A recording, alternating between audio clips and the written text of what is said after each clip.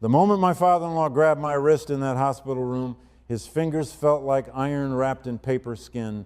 His voice came out barely louder than a breath. "Drive me to my lawyer." He glanced toward the hallway where nurses passed in soft-soled shoes. Before anyone in this family realizes I checked myself out, I stared at him. His eyes were not confused. They were not medicated. They were the sharpest I had seen them in months. I helped him into my old Chevy Silverado without another word. I had no idea that single drive would shatter everything I thought I knew about my family and cost me nearly every friendship I had built in 40 years. But it would also reveal who truly loved the people they claimed to love and who had only been waiting for them to die. To understand why an 83-year-old man whispered those words to me instead of his own sons, I need to take you back about 14 months, back to a time when I still believed my family was honest, when I still trusted the man my daughter married, when I still thought silence meant peace. My name is Thomas Reed. I am 67 years old. I live in a small town called Elkton, tucked outside the Blue Ridge Mountains in Virginia. Most people here know me as the man who fixes things: porches, fences, furnaces that quit on the coldest night of the year. I drive a 2009 Chevy Silverado with 200,000 miles on it. The paint is fading along the hood. The passenger door sticks when it rains. But the engine runs clean because I rebuilt it myself 3 summers ago. Every morning I let my golden retriever scout out the back door. I make 1 cup of black coffee in the same blue mug my wife bought me 20 years ago. The handle has a small chip on the left side. I never replaced it. Then I drive to Mabel's Diner on Route 11, sit at the counter, and order 2 eggs over easy with rye toast. Mabel still writes the order down even though she has not needed to in 15 years. Nobody in Elkton knows what I did before I became a carpenter. I spent 22 years in the Army working criminal investigations, fraud cases, financial crimes that crossed international borders. I tracked stolen money through shell companies layered so deep most investigators quit after the 3rd one. I was patient and thorough, but I never talked about those years. A man does not need applause for yesterday's work. My wife, Catherine, understood that better than anyone. She died 6 years ago, pancreatic cancer. The doctors gave her 8 months. She lasted 14 because Catherine never accepted someone else's timeline for her life. She had a saying she repeated so often it became the heartbeat of our house. She would look at me across the kitchen table, coffee steam rising between us, and say the same words every time something difficult arrived.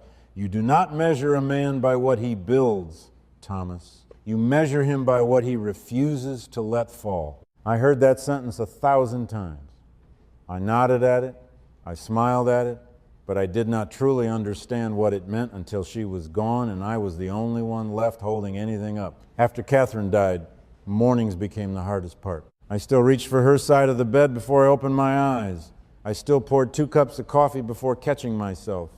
I talked to Scout as though he could answer. The silence in that house never got smaller. I just learned to live inside it. Catherine's father was Arthur Whitfield, 83 years old, a quiet man with enormous hands and a voice like gravel in a tin bucket. He owned 160 acres of farmland outside Staunton, rolling hills, 2 red barns, a creek that ran cold even in August. That land had been in the Whitfield family for 4 generations. After Catherine passed, most people expected me to drift away from her family, but Arthur would not let me. Every Sunday he called, "You coming for coffee or not?" It was never a question. It was an instruction. I always went. Those mornings on his porch became sacred. Arthur talked about weather and fencing and the price of hay. He never talked about grief directly. Sitting beside someone who carries the same weight as its own kind of language. My daughter Grace was my only remaining connection to Catherine. She had her mother's dark hair and her mother's stubborn refusal to quit. She taught 3rd grade in Waynesboro. She kept spare jackets in her closet for students who arrived without coats in January. I was proud of her in a way I could never quite say. 2 years before everything fell apart, Grace married a man named Victor Ashford. He was 36, commercial real estate, tailored suits on Saturdays, a black Range Rover that had never touched gravel. When Grace introduced him, he shook my hand with both of his and smiled wide. "I have heard so much about you, sir." His handshake was firm but calculated. I wanted to like him. For Grace's sake, I tried. There were moments early on when I thought I had been too cautious. He brought flowers to Sunday dinners. He asked Arthur about the farm's history with what seemed like real curiosity. He complimented Grace in front of everyone. He said the right things at the right times, and none of it quite reached his eyes. If this story is already pulling at something inside you, I hope you will stay with me through the end. Subscribe to this channel so stories like this keep reaching people who need them. The first thing that truly bothered me about Victor happened at Grace's birthday dinner at Arthur's farm. We sat around the old oak dining table, its surface scarred from decades of family meals. Victor looked around the room at the faded curtains, the chipped serving bowls, the crooked photographs on the wall. He smiled. This place has real character. A little updating could go a long way, though. He said it lightly, but Arthur's hand paused over the mashed potatoes. Grace changed the subject too quickly. I noticed her fingers tighten around her napkin beneath the table. People reveal themselves in the things they choose to fix without being asked.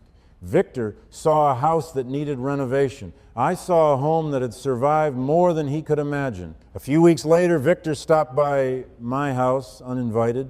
He walked through my living room slowly, eyes moving across the bookshelves, the photographs of Catherine, my worn leather recliner.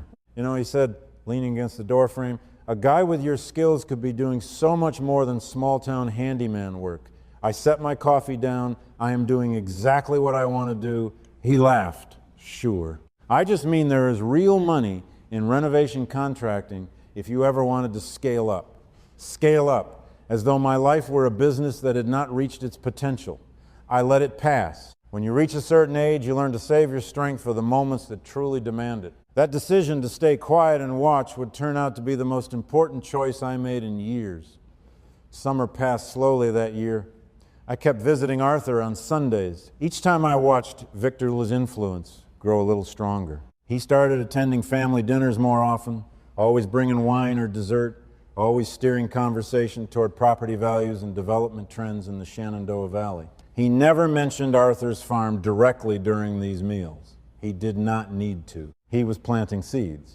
And I recognized the technique because I had spent my career watching people plant seeds, just like those in the minds of people they intended to defraud. The difference was that most of the criminals I investigated were strangers. Victor sat at our table and carved the roast while he did it. Thanksgiving arrived with the smell of roasting turkey and wind rattling the storm windows on Arthur's farmhouse. Grace came late. She walked through the door wearing a heavy scarf around her neck, even though the house was warm. When she hugged me, her body stiffened for just a second. During dinner, Victor dominated every conversation. He quoted profit margins on a development project with the enthusiasm of a man reading scripture. Arthur ate in silence. Afterward, I found Grace alone at the kitchen sink, scrubbing a pot that was already clean. Steam rose around her hands. "You all right?" I asked. She did not turn around. "Fine, Dad." That single word carried the weight of a locked door. I did not push. But a man who spent 22 years reading people does not stop reading them because he retired. 3 months later, I watched Victor interact with a waitress at Mabel's Diner. Sarah, a young woman who had worked there since high school, accidentally bumped a glass of water near the edge of his plate. A few drops landed on his napkin. Victor looked at her the way a person looks at something on the bottom of their shoe. Can we get someone who actually pays attention? His voice was not loud. That was what made it worse. Cruelty does not always shout. Sometimes it whispers politely in front of witnesses. Grace apologized to Sarah after Victor stepped away. She left a large cash tip tucked beneath her plate, almost practiced, as if she had performed this small act of repair many times before.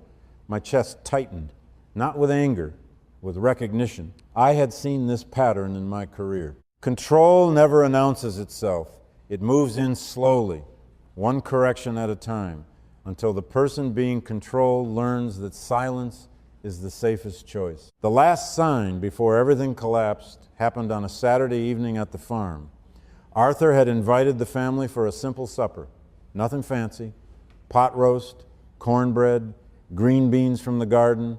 Victor arrived late. He walked through the door already on his phone, talking loudly about a contract deadline. He sat down at the table without greeting Arthur. Halfway through the meal, he looked at Grace and said something that made the room go cold. "You look exhausted. Maybe we should skip these dinners for a while. Give you some time to rest." He said it with concern in his voice. But the message underneath was not about rest. It was about separation. Isolation dressed as care. Grace smiled and nodded. Arthur set his fork down slowly. He looked at Victor for a long time without saying a word. Then he looked at me. In that single glance, I understood something I had been resisting for months. This was not going to get better on its own. Some problems only grow in the dark. None of us knew yet how much darkness was still ahead. Then came the morning that broke something inside me. A Tuesday in March. I drove to the farm 2 days early because Arthur had not answered his phone in 3 days. The house sat dark. The barn door hung open. A water trough had frozen over because no one had tended the animals. I found Arthur sitting at the kitchen table in the dark. No food. Medication untouched on the counter. The kitchen smelled like stale coffee and cold ash. He looked up. "They want the land, Thomas." His voice was flat, tired in a way that goes deeper than sleep. "Who?" "All of them." He told me everything. Victor had been meeting privately with Arthur's 2 sons, Robert and Charles, for nearly a year. They were planning to subdivide the farm into residential lots after probate. Victor had connections to a developer. He had arranged preliminary appraisals. None of them had told Arthur. They were waiting. Waiting for what? I asked. Arthur looked at me with eyes that held 70 years of watching people, for me to be too weak to stop them. That sentence landed in my chest like a stone dropped into still water. I sat with Arthur for another hour. He told me about letters he had found. Correspondence between Victor and a commercial development firm based in Charlottesville. Maps of the property divided into numbered lots. Estimated sale prices. Utility easement proposals. All of it prepared without Arthur's knowledge. All of it dated months before the stroke. They were not reacting to his illness. They had been planning long before he ever fell. I drove home that evening and sat in my truck for 40 minutes. Scout watched me through the window. His tail hung still. Even the dog knew something had changed. I sat there in the dark with the engine off, listening to the ticking sound of metal cooling under the hood. And I made a decision not to react, not to confront, to do what 22 years of military discipline had trained me to do: watch, document, wait for the moment when the truth would have maximum impact. Before I continue, I want to hear from you. Drop a comment right now and tell me what city you are watching from. I read every single one. Knowing you are out there keeps stories like this alive. Over the following weeks, I kept my silence. I visited Arthur. I watched. I listened. Old investigative habits surfaced like muscle memory. I started noticing details the way I once noticed discrepancies in financial records. Victor visited Arthur twice during this period. Both times he brought gifts, a blanket, a basket of fruit. Both times he asked about property boundaries and drainage patterns. Arthur deflected with short answers and long silences. Victor never pressed. That patience was what made him dangerous. Then in April, Arthur suffered a mild stroke while walking to the barn. A neighbor found him near the fence. The hospital kept him 12 days. I visited every single one. I brought coffee from Mabel's because Arthur said hospital coffee tasted like dishwater strained through a sock. Robert visited 3 times. Charles visited twice. Victor came once with flowers and stayed 45 minutes. During that visit, I stood outside the door. I listened to Victor ask Arthur about the farm's future in a low, gentle voice. When Victor left, he patted Arthur's hand. "We love you." I watched his face as he passed me in the hallway. His expression shifted the instant he thought no one was looking. The warmth vanished like steam off glass. What remained was calculation.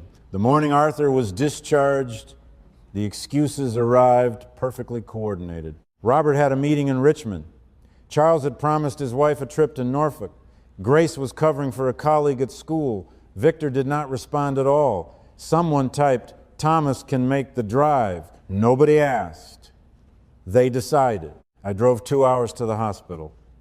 Arthur sat on the edge of his bed, fully dressed, flannel shirt buttoned to the collar, boots laced tight. He did not look like a man waiting for a ride. He looked like a man who had been waiting for the right person to arrive. That is when he gripped my wrist. That is when he whispered the words I will never forget, "Drive me to my lawyer." Before anyone realizes I am gone, as I pulled onto the highway, he removed a small portable recorder from his shirt pocket, the kind reporters carried 20 years ago. "I need you to hear something." He pressed play. Robert's voice filled the cab. "Once we get the rezoning, the eastern parcel alone brings 1.2 million. Victor's voice followed. "If we move before probate, it simplifies everything. Fewer questions." Then Charles laughing. "Dad sleeps half the day. He will not even notice." Arthur pressed stop. "I was awake," he said. "I pretended to sleep. They speak freely around a man they have already counted as gone." Catherine's voice came back to me then like a hymn I had forgotten. "You do not measure a man by what he builds. You measure him by what he refuses to let fall." Attorney Martha Sullivan's office sat on the second floor of a brick building on Main Street in Staunton. The stairway creaked. The hall smelled like old wood and lemon polish. Martha greeted Arthur by name without surprise. She had been expecting us.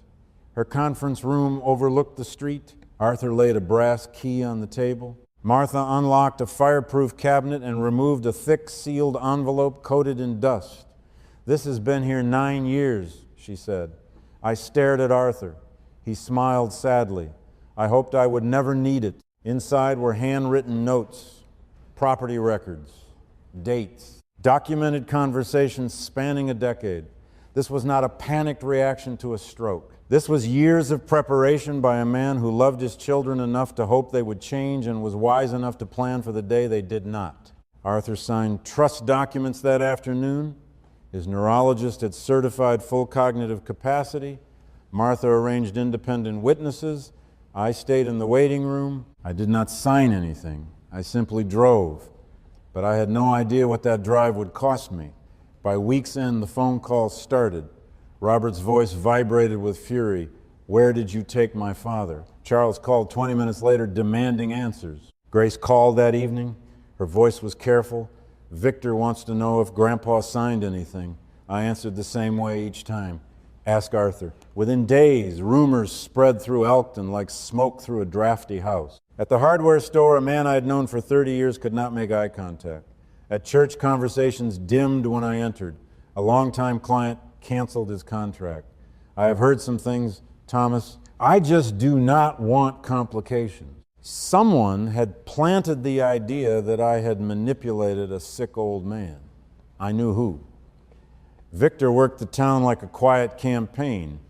He never accused me directly. He asked questions that let other people build the accusation. Is it not strange? Thomas was the only one there. That is how skilled liars operate. They do not construct the lie. They hand out the materials and let the community build it. Grace stopped calling. That silence was heavier than words. One evening I packed a bag and drove to a roadside motel. Clean room, thin carpet, an air conditioner that rattled every time it kicked on. I spent 15 minutes fixing a loose panel before I sat down. Old habits. I sat on the bed and thought about quitting, driving to Martha's office and telling her I was done. Then Arthur called. His breathing was heavy. "Can you come?" I drove to the farm. October air. Stars everywhere. Arthur sat on the back porch wrapped in a wool blanket. The fields stretched silver under moonlight. He handed me a sealed envelope with my name written across the front. "Do not open this," he said. "Not unless they leave you no choice. If you open it too soon," he took a slow breath, "they will destroy you before the truth has a chance." I carried that envelope for 7 weeks. Some nights I held it in the dark, running my fingers across his handwriting. Catherine's words returned again during those long, sleepless hours. "You do not measure a man by what he builds. You measure him by what he refuses to let fall." Arthur Whitfield died on a Sunday morning in early December. The hospice nurse said he passed before sunrise. A Bible on the nightstand, a photograph of his wife beside the lamp. The funeral filled the church. Farmers, neighbors, people Arthur had helped quietly for decades. Victor stood near the front in a charcoal suit that cost more than my monthly mortgage. He greeted mourners with practiced sympathy. I stood near the back. During the reception, Robert pulled me aside. He smelled like aftershave and bourbon. "Whatever you think you accomplished," he whispered, "this family handles its own affairs." I said nothing. Silence is sometimes the loudest answer a man can give. 3 weeks later, Robert filed in probate court. He claimed Arthur lacked capacity when he signed the trust. He accused Martha Sullivan of permitting undue influence by me. The hearing took place on a gray January morning. Snow covered the sidewalks. The courtroom was nearly full. Robert's attorney was polished and expensive. He painted a clean picture. An old man had a stroke. A son-in-law isolated him. Documents were changed. He pointed at me. "Mr. Reed benefited from every decision made that day." Martha stood calmly with a single thin folder. "Your Honor, the evidence tells a different story." The neurologist testified that Arthur's stroke affected motor function, not cognition. Evaluations showed no impairment. Martha testified about her procedures, private meetings with Arthur. Same questions asked on 2 separate days. Identical answers. Independent witnesses for every signature. I had remained in the waiting room. Robert's central argument collapsed. Then came the recording. Static filled the courtroom. Robert's voice discussing lot values. Victor recommending they move before probate. Charles laughing about their father sleeping through the day. When it ended, the silence was heavier than the audio itself. Robert's attorney stood. "Recordings can be misleading." Martha nodded, which is why the recording is not our strongest evidence. She projected emails onto the screen. Correspondence between Victor and a developer. Property appraisals dated months before Arthur entered the hospital. A letter of intent contingent on probate. One email from Victor read, "Once the estate clears, we should move within 60 days before opposition organizes." The judge removed his glasses and read every document himself. Then Martha looked at me. "Mr. Reed." She held up the sealed envelope. "I believe Mr. Whitfield left this in your care." My hands were steady as I walked to the stand. I broke the seal. Inside were pages of Arthur's handwriting. Neat, deliberate. The judge nodded. "You may read it." I took a breath. "My children," the courtroom held its air. "If you are hearing these words, then I am gone. I loved each of you more than I ever said." But love that refuses to see the truth is not love. It is just habit dressed in Sunday clothes. "Robert, you visited my hospital room 3 times in 12 days. Each time you asked about the property, not once did you ask if I was frightened. Charles, you came twice. Both times you checked your watch before sitting down. I paused. My throat tightened. Victor, you are not my blood. But you married my granddaughter and I welcomed you to this family's table. You treated my land as inventory and my remaining years as a countdown to a closing date. Then I reached the passage that changed everything. Thomas is not my son by birth. He married my Catherine. When she died, I expected him to disappear. Instead, he drove 2 hours every Sunday to sit on my porch and drink coffee that I know was terrible. He never asked for the land. He never asked for money. He never asked for anything except whether I needed something from town. The man who never asks for anything is the only person I trust with everything that matters. Not because he married into this family, because he kept showing up after every reason to show up was buried in the ground. I lowered the letter. My hands trembled, not from nerves, from missing a man whose voice I would never hear again. Then Grace slowly stood from the back row. Victor turned. She faced the judge. Her voice shook but did not break. Your Honor, I need to say something. For 2 years, I watched my husband dismiss people. I watched him talk about my grandfather's farm like a spreadsheet. I stayed silent because I thought silence was loyalty. She wiped her eyes. I was wrong. Loyalty without honesty is just cowardice with a nicer name. She looked at Victor. He never asked my grandfather for anything. He just kept showing up. Victor's face went white, not the red of anger, the white of a man watching his image crack in front of everyone whose opinion he had spent years managing. His attorney whispered something. Victor did not respond. For the first time in 2 years, he had nothing to say. The judge ruled within the hour. The trust was valid. The farm would remain protected. No one could force a sale or subdivide. And the successor trustee was me. I did not own a single acre, but I was responsible for protecting what Arthur spent his life building. Robert's appeal was denied within 2 months. Victor and Grace separated quietly, no spectacle. Just a woman carrying 2 suitcases and a box of her mother's photographs out of a house that never felt like home. Grace moved into a small apartment above the bookshop in Elkton. She kept teaching. She planted herbs on the windowsill, basil, rosemary. The apartment smelled like her mother's kitchen. I leased the farmland to Arthur's longtime neighbor Henry, a steady and honest man who had worked the adjoining fields for decades.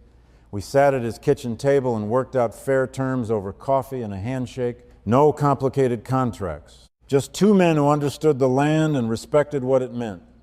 Within weeks, the fences were repaired. The south pasture was replanted.